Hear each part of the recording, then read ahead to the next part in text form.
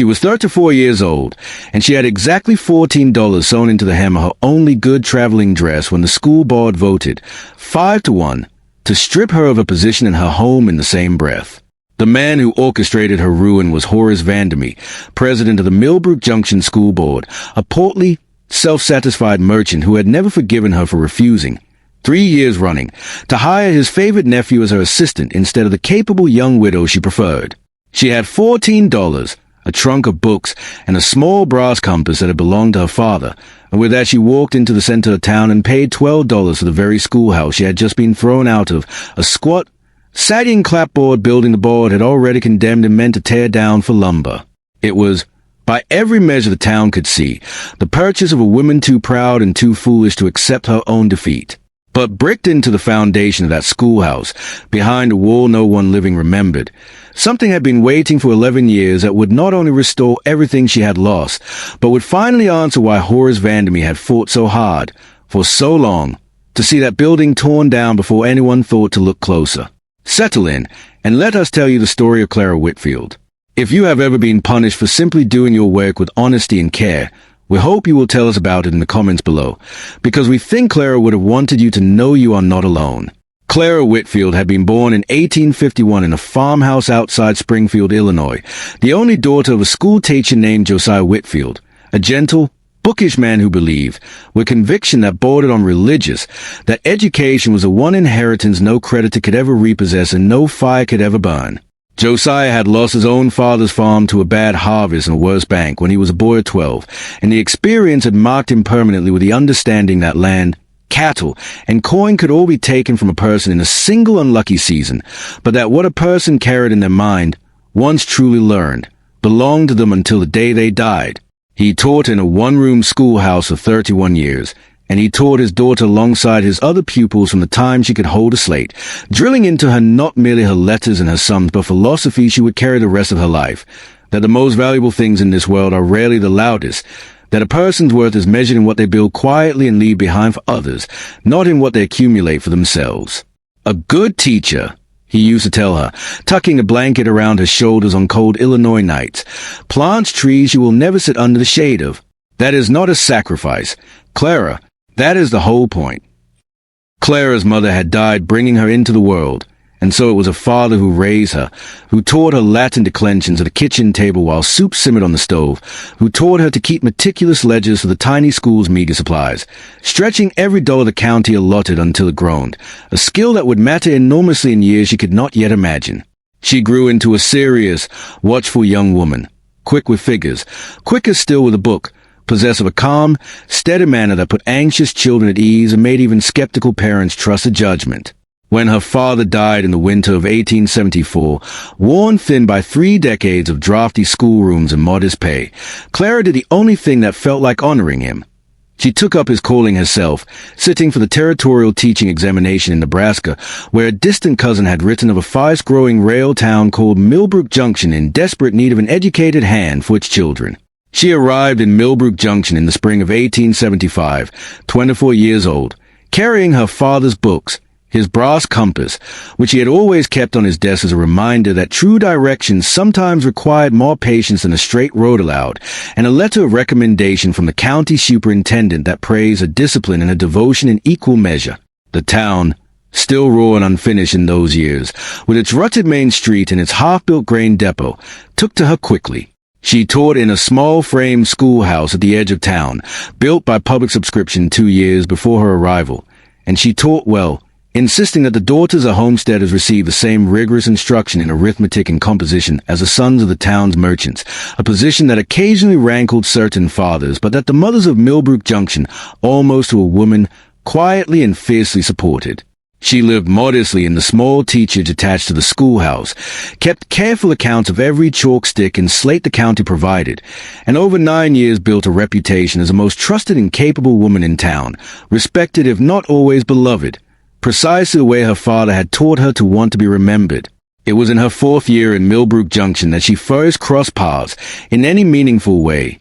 with Horace Vandermeer, a heavy-set dry goods merchant who had arrived in town not long after her and who had, through a combination of genuine business acumen and a talent for positioning himself favorably with the railroad surveyors who determined where new spurs and depots would be built, accumulated considerable influence by the early 1880s. Vandermeer served on the school board not out of any love of learning. Clara came to understand over the years, but because a seat on the board conferred respectability, and respectability, in a town growing as quickly as Millbrook Junction, translated directly into contracts and favors. He had a nephew, a listless young man named Del Vandermeer, whom he wished installed as Clara's paid assistant, a position that would have drawn from the same limited school fund Clara stretched to buy books and slates for children whose families could not otherwise afford them. Clara refused, twice, citing the fund necessity elsewhere, and though Horace Vandermeer smiled thinly and said he understood, Clara noticed, in the years that followed, that his smile never again reached his eyes when it was aimed at her.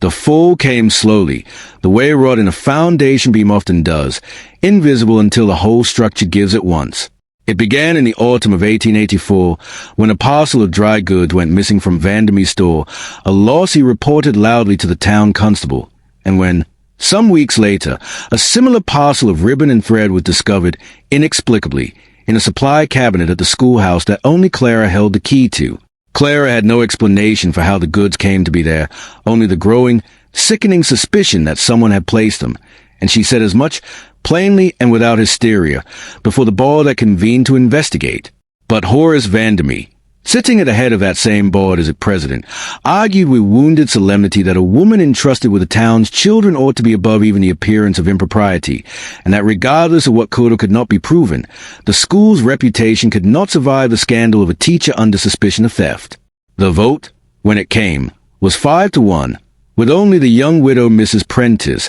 whom Clara had once championed for a position Vandermeer's nephew coveted, standing in her defense. Clara was dismissed from her post, stripped of her rooms in the teachage, and given 3 days to vacate the only home she had known in a decade. She did not fight the decision with lawyers she could not afford, nor did she flee Millbrook Junction in shame, though half the town, she suspected, expected exactly that. Instead, on the morning her 3 days expired, she walked to the small office where county land and property matters were handled and inquired, with the same steady composure she had brought to 9 years of arithmetic lessons about the fate of the schoolhouse itself, which she had heard, through the same gossip that had condemned her, was slated for demolition. The board, eager to distance itself from the scandal and build a newer, larger schoolhouse near the growing center of town, had already voted to sell the old building and its modest parcel of land for whatever scrap value it might fetch, and the clerk, a tired, kind-eyed man named Mr. Ashby, informed her almost apologetically that the structure and its quarter-acre could be hazed for $12, take it or leave it, before the wrecking crew arrived within the fortnight. The small crowd that gathered outside Ashby's office when word spread of the disgraced teacher buying back the very building she had just been thrown out of did not bother to hide their pity, murmuring that grief and pride together had finally unmoored poor Clara Whitfield's good sense. But something in her father's old voice, dead now for 10 years, was speaking louder in her memory than any living tongue in Millbrook Junction. A good teacher plants trees you will never sit under the shade of. She moved what little remained of her belongings into the schoolhouse the very evening she signed the deed, sleeping that first night on a cot she assembled from 2 desks pushed together, listening to the wind rattle the loose window panes. Her father would have scolded her for neglecting so long. In the gray light of the following dawn, hungry, humiliated, and nearly out of money, she began, out of nothing more than the ingrained habit of a woman who had spent 9 years keeping a schoolhouse in order, to sweep the dust and neglect from the corners of a single large room, determined at the very least to leave the building tidier than the wrecking crew would have found it.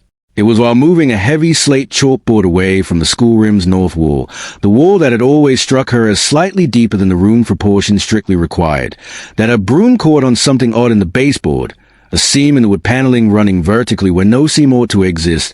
hidden for years behind the very chalkboard she had taught a decade of children in front of. Her pulse quickened in a way it had not since the morning of the school board's vote, and she spent the better part of that first cold morning working her fingers along the seam until she found, at its base, a small brass catch disguised cleverly as a knot in the wood grain, the kind of detail only a careful builder, or a careful hider, would think to include. When she pressed it, a section of the paneling swung inward with a groan of hinges that had not moved in longer than she had been alive, revealing a shallow recessed cavity built directly into the schoolhouse's foundation wall. And inside that cavity, wrapped in oilcloth gone brittle with age, an iron document safe no larger than a hat box, its surface cool and undisturbed by whatever years had passed since it was sealed away. Her hands trembled as she worked the safe simple combination lock, a task made easier by a small brass plate soldered to its lid bearing 3 engraved numbers she recognized immediately, with a jolt that stole her breath. As a founding date of the Millbrook Junction schoolhouse itself,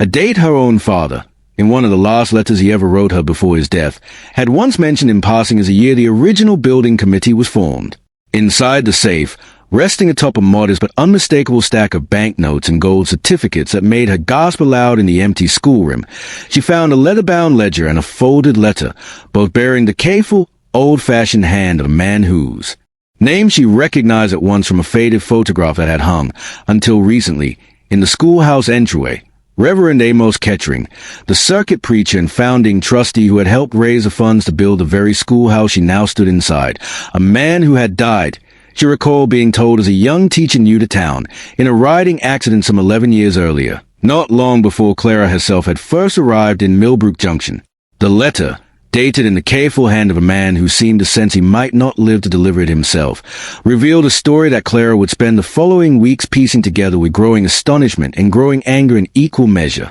Reverend Kettering had been the driving force behind Millbrook Junction's original public subscription for the schoolhouse, traveling the county for the better part of 2 years to gather pledges from homesteaders and merchants alike, and in the course of that fundraising, he had discovered, quite by accident, that the railroad survey then quietly underway intended to route its main line directly through what was, at the time, considered the least valuable and most overlooked quarter of land in the entire township, precisely the plot on which the schoolhouse itself would eventually be built. Kettering had not been a wealthy man, nor an ambitious one in any worldly sense, but he understood the arithmetic of land and rail better than most, and rather than speculate for his own gain, the letter made painfully, movingly clear, he had quietly used a portion of the subscription funds, along with his own modest savings, to purchase not the schoolhouse plot itself, which he donated freely to the town, but the adjacent quarter section of scrubland that the survey maps, once finalized, would reveal to be the future site of Millbrook Junction's grain depot and rail spur, land he intended, the letter explained, to hold in trust and eventually deed back to the town itself, so that the profits from its inevitable sale to the railroad might permanently endow the school he had helped build, ensuring it would never again depend on the fickle generosity or petty politics of any single benefactor. Kettering's ledger, meticulous in the way only a man of the cloth accustomed to keeping careful accounts of tithes and mercers could manage, documented the entire arrangement in patient, dated entries, including the trust deed itself, properly signed and witnessed, naming the Millbrook Junction School Board as ultimate beneficiary of the land's eventual sale, to be administered, upon his death or incapacity, by whichever teacher then held the schoolhouse post, a detail that struck Clara with such force she had to sit down upon an overturned desk to steady herself. Kettering, it seemed, trusted the school teacher, whoever she might be, more than he trusted the board of merchants and farmers who so often let ambition and vanity color their judgment, and he had built this hidden mechanism, sealed behind a schoolroom wall only he and his original builder knew existed, precisely so that no single man's greed could ever divert the endowment from its intended purpose. The ledger's final entries, dated mere weeks before his fatal riding accident, noted with evident unease a conversation with a newly arrived dry goods merchant, a sharp, ambitious young man named Horace Vandermeer, who had begun asking pointed questions about the old scrubland plot and its ownership, questions Kettering found troubling enough to record, though he had died before he ever had occasion to act upon his suspicion. For several days Clara told no one of what she had found, moving through the half-emptied schoolhouse in a daze of grief and slowly dawning fury, rereading Reverend Kettering's letter until she had nearly memorized its careful, deliberate phrasing, and piecing together at last a truth that reached back further and darker than she had ever imagined possible. The railroad had indeed built its depot and its main spur directly across the scrubland Kettering purchased, precisely as he had foreseen, and Clara now understood, with a clarity that turned her stomach, that the same parcel of land, if the trust deed sealed in that hidden safe was on it, was worth many thousands of dollars, an endowment that could transform the modest, chronically underfunded school she had devoted 9 years of her life into an institution secure for generations. She understood, too, why Horace Vandermeer, who by public record held title to that same valuable parcel of land, a title Clara now suspected he had acquired through some manner of quiet manipulation in the confused months following Kettering's sudden death, had fought so relentlessly to see the old schoolhouse condemned and demolished, its foundation walls and whatever they might contain reduced to lumber and rubble before anyone thought to look closer at a hidden trust that would strip him of a fortune he had spent a decade believing was safely, permanently his own. She did not act rashly, understanding that disgraced woman's accusation against the town's most powerful merchant, however true, would be dismissed as a bitter fantasy of a woman with every reason to want revenge. She spent those first careful days instead verifying every document the safe contained against the county's own land records, walking the modest distance to Mr. Ashby's office and asking, with studied casualness, to review the original 1873 survey filings in the chain of title for the parcel now occupied by the grain depot, filings that confirmed, to her enormous relief and mounting outrage, precisely what Kettering's ledger described, a trust deed, properly filed at the time though seemingly forgotten or deliberately overlooked in the confusion following his death, naming the school board as ultimate beneficiary, a deed that predated and legally superseded the later transfer through which Horace Vandermeer had come to hold title in his own name. It was Mr. Ashby, a decent and quietly observant man who had watched Clara's dismissal the previous month with evident discomfort he had lacked the standing to voice, who first suggested that she not confront Vandermeer directly, where his considerable influence in town might allow him to intimidate or discredit her before the truth could properly surface, but instead filed the recovered trust deed in Kettering's original ledger formally with the county recorder, establishing a matter of indisputable public record before Vandermeer ever learned the hidden safe had been found at all. Together, working quietly over the better part of a week, Clara and Mr. Ashby assembled a complete accounting, cross-referencing every date and signature in Kettering's careful hand against the county's own filings, until the case of the trust validity stood so thoroughly documented that no reasonable board of inquiry could dismiss it as sentiment or fantasy. When the filing was formally recorded, and word inevitably began to spread through Millbrook Junction, as such things always do, that the disgraced school teacher had uncovered a decade-old trust proving the valuable depot land had never truly belonged to Horace Vandermeer at all, the reaction across town was not the polite skepticism Vandermeer's allies had hoped for, but something closer to a slow, dawning reckoning, as families who had quietly resented the merchant's outsized influence for years began recalling, aloud and to one another, all the small ways his fortunes had always seemed to align a little too conveniently with the town's misfortunes. Horace Vandermeer did not surrender the land without a fight. He arrived at the county office within days of the filing, accompanied by a lawyer from the county seat, prepared to argue that whatever paper a dead preacher may have signed a decade earlier, the land had passed him fairly through legitimate transfer executed after Kettering's death, and that a school teacher's word, particularly a school teacher so recently dismissed under a cloud of suspicion, carried no legal weight against a properly recorded deed. But it was here, in the county office crowded with onlookers drawn by the scandal, that the full weight of Clara's careful preparation and the town's own accumulated resentment of Vandermeer's decade of quiet advantage turned decisively against him. The circuit judge, examining Kettering's original 1873 trust filing alongside the transfer document Vandermeer produced, noted aloud, in a courtroom gone entirely silent, that the transfer bore a witness signature dated a full 6 weeks after the witness in question, an elderly homesteader named Obadiah Reese,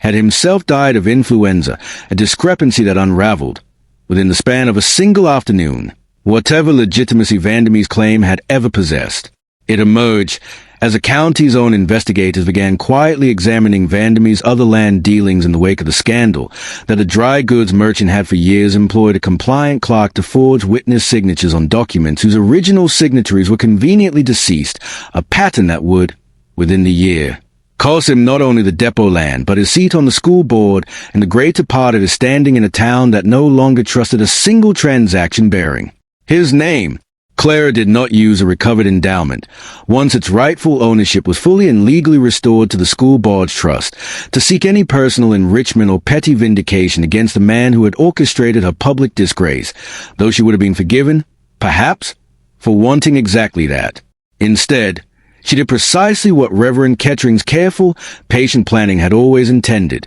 She petitioned the board, now reconstituted without Vandemy's presence and populated by members more inclined toward humility than ambition, to use the depot land's substantial proceeds to establish a permanent endowment fund for the Millbrook Junction School, one that would forever cover the wages of a qualified teacher and the cost of books and supplies for any family too poor to provide them, regardless of which merchant or board member happened to hold influence in any given year. She insisted, too, over the mild objections of a board still somewhat embarrassed by its own earlier haste, on her own reinstatement as a schoolhouse's teacher, a request the board granted unanimously and with evident relief, understanding by then that no other appointment could so thoroughly restore the town's confidence in its own fairness. The old schoolhouse itself, rather than being demolished as originally planned, was carefully restored, its hidden wall repaired, but its story preserved in a small brass plaque Clara herself commissioned,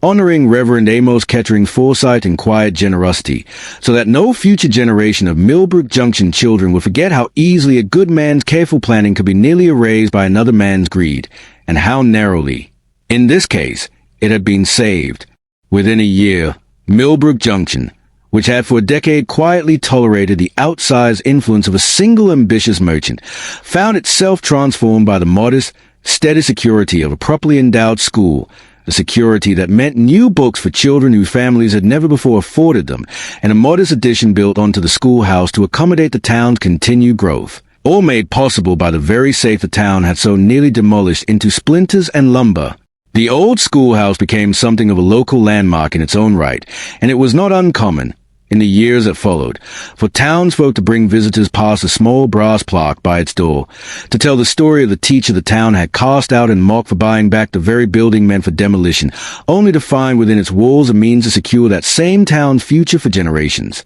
And so we returned to where we began, a woman of 34, dismissed from the only position she had ever known, standing before a school board that had just voted 5-1 to strip her of her home and her good name in the same breath. It would have been easy and entirely understandable for Clara Whitfield to have let that moment define her as a woman broken by petty men's schemes and small-town gossip. Instead, she let it define her exactly as her father had always hoped she would, as someone who understood that a good teacher plants trees you may never sit beneath, that value quietly built and carefully hidden does not vanish simply because the world, for a time, fails to see it. The safe behind that schoolroom wall was never truly the treasure of this story, the true inheritance Reverend Kettering left behind, and the truth Josiah Whitfield had spent a lifetime teaching his daughter, was a quiet, stubborn faith that patience and honest care, however overlooked, however mocked, will in time find their way back into the light. Thank you so much for spending this time with Clara's story tonight. If it moved you, we would be so grateful if you would share it with someone who has ever been underestimated for doing honest work quietly and well, and we would love to hear from you in the comments. What is a time in your own life when something you built with patience and care was finally seen for what it was truly worth? We read every single one of your stories, and they mean more to us than you know. Until next time, stay close.